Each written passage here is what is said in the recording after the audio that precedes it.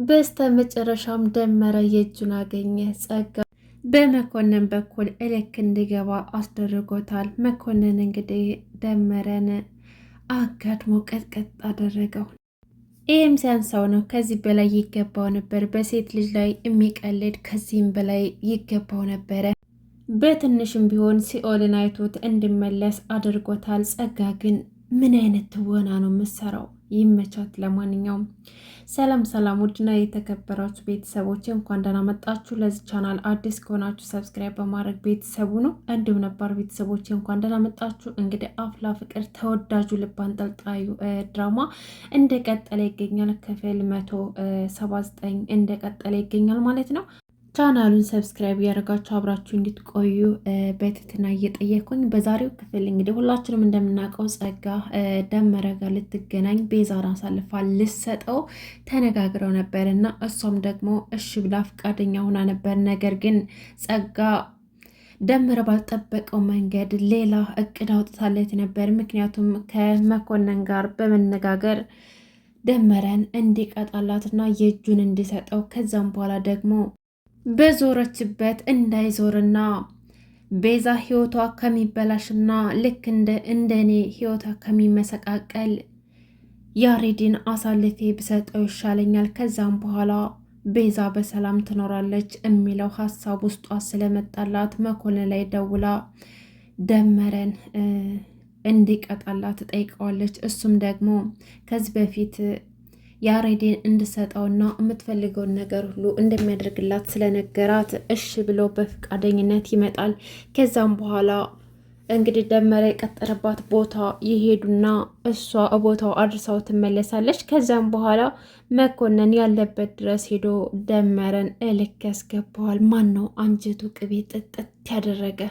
በትንሹም ቢሆን ሲኦልን አይቷት ተመልሷል ደመረ። ይሄም ሲያንሰው ነው። አሁንም ቢሆን ደመረ መሞት ሳይሆን ያለበት በሕግ ተይዞ እስር ቤት ገብቶ ሲማቅቅ እንዲሁም ደግሞ ከዚህም በኋላ ሴቶቹን አይደለም መድፈር ቀርቶ ቀጥ ብሎ እንዳይ ማድረግ ይኖርባቸዋል ማለት ነው። ደመረ በጣም በጉልበቱ ተማምኖ ጸጋን እንዳደረጋት፣ አንገቷን እንዳስደፋት፣ ህይወቷን እንዳበላሻት፣ የሌሎችንም ሴቶች ለማበላሸት ቆርጦ ተነስቷል። አሁን ደግሞ ቤዛን አቅዶ ነበር። ነገር ግን እቅዱን ጸጋ አክሽፈዋለች። ምክንያቱም ቤዛ በጣም ምስኪንና ርህሩህ ምርጥ ጓደኛ ስለሆነች ጸጋ ያን ያክል ክፋት ስታደርግባት እሷ ለክፋት አንድም ቀን አስባት አታውቅም። እንደውም ካለችበት ነገር ውስጥ እንድትወጣና ደመረን አሳልፎ ለመስጠት ቆርጣ የተነሳች ጀግና ጓደኛዋ ስለሆነች ማለት ነው። እንደዛ ስለሆነች እኔ አንቺን አሳልፌ ከምሰጥሽና ህይወትሽ ከሚበላሽ ያሬድን አሳልፌ ብሰጠው ከዛም በኋላ አንቺ በሰላም ትኖሪያለሽ ብላ ስለወሰነች ነው።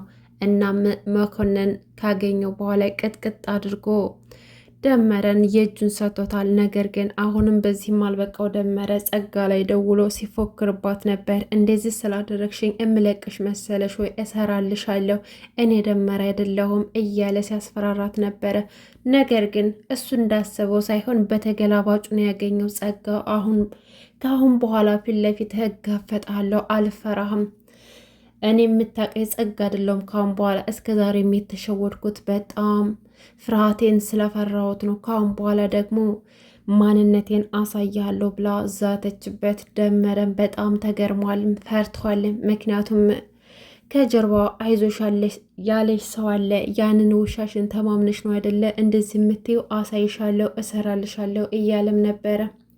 እንግዲህ ቀስቴ ደግሞ መኮንን ጋር ለመደባደብ ፊልሚያ ቀጠሮ ይዟል። ይህ የሚሆነው ደግሞ ከዚህ በፊት መኮንን ስለደበደባቸው አሁን ብቻዬን እበቃዋለሁ፣ እኔ እናንተ ተፋልመን ፊልሚያውን ካሸነፍኩኝ ያሬድ እኛ ጋር ይቀራል፣ ፊልሚያውን ደግሞ እኔ ካሸነፍኩኝ ትመልሱልኛላችሁ ብሎ መኮንን ለቀስቴ ይነግረዋል። ቀስቴም ደግሞ እሺ ብሎ በሀሳቡ ተስማማ። በጣም ተናዷል። ቀስቴ ትዕግስት አልነበረውም። አሁን ላይ ዝግጅት እያደረገ ነው። እንደውም ብቻውም አይደለ።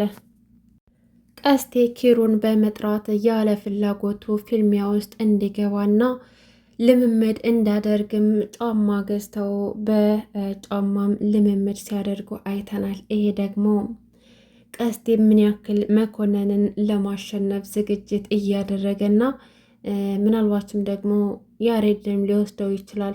በዚህ በኩል ባይሳካለት መኮንን በጸጋ በኩል ያሬድን ለማግኘት ተስማምቷል ማለት ነው። መኮንን አሁን ላይ በያሬድ ምክንያት ከስራ ስለተባረረ ያንን ነገር አስተካክሎ ወደ ስራ መመለስ ስለሚፈልግ ነው። እናም ፊልሚያው እንደቀጠለ ነው። ቤዛ ደግሞ የያሬድ መቀየር ደስም አላላትም።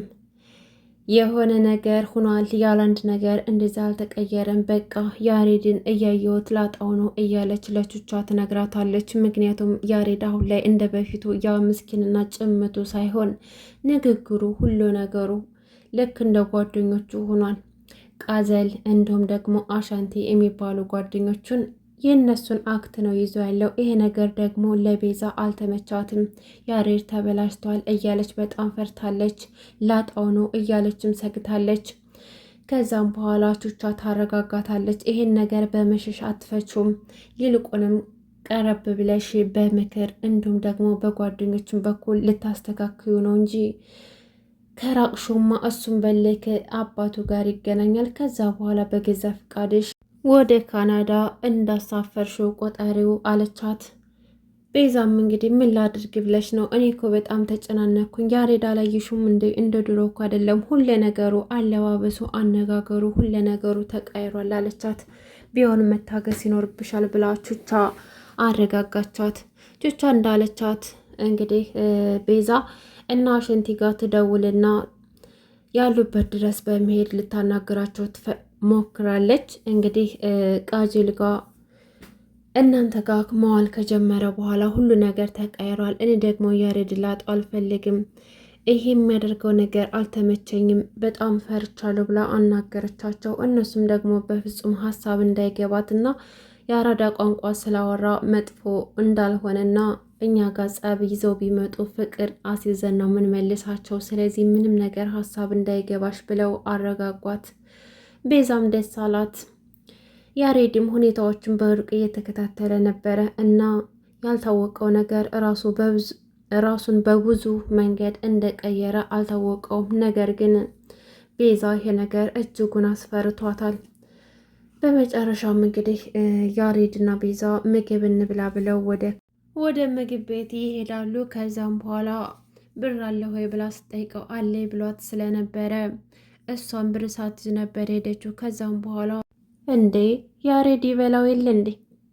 ያኮ ጭምቱ ምስኪኑ አይመስልም። ሁሉ ነገሩ ተቀይሮ ሲበላ ራሱ ጭንቅላቱን የሚያክለውን ነው እኮ እንደ ሲጎርሰው የነበረውና ቤዛ ደግሞ ሁኔታዎቿ በጣም አስገርሟታል። ያሬድ በምን ያክል መንገድ እንደተቀየረ በዚህ ፍጥነት ምን ያክል እንደተቀየረ ስታየው ካነጋገሩ፣ ካለባበሱ፣ ካረማመዱ እንዲሁም ደግሞ አበላሉ በጣም ሲያስፈራት ነበረ። እሷ አንዴም ሳትበላ እሱ ራሱ በልቶ ጨረሰው። በሁኔታው በጣም ተገርማለች። ላጉርስሽ እንኳን አላላትም። እሷ እንኳን ልታጎርሰው ብትሞክርም በየት በኩል እድሉን አግኝታው እና በሁኔታው በጣም ተገርማ ነበረ። ለማንኛውም ያሬድ አሁን በልተን ከጨረስን ጣፋጭ ምግብ ነበረ፣ አሁን ከጨረስን አንቺ ውጭ ጠብቂኝ፣ እኔ ሂሳብ ከፍዬ እመጣለሁ ይላታል። ቤዛም ደግሞ እውነት መስሏት እሺ በቃ ውጭ ላይ ጠብቃለሁ፣ አሁን ማሚም እየጠበቀች ነው የሚሆነው ፍጠን ትለውና ትወጣለች። አጅሬው ወደ ውስጥ ገብቶ የሚከፍል መሰለና ላጥ ብሎ ሩጦ ያመልጣል።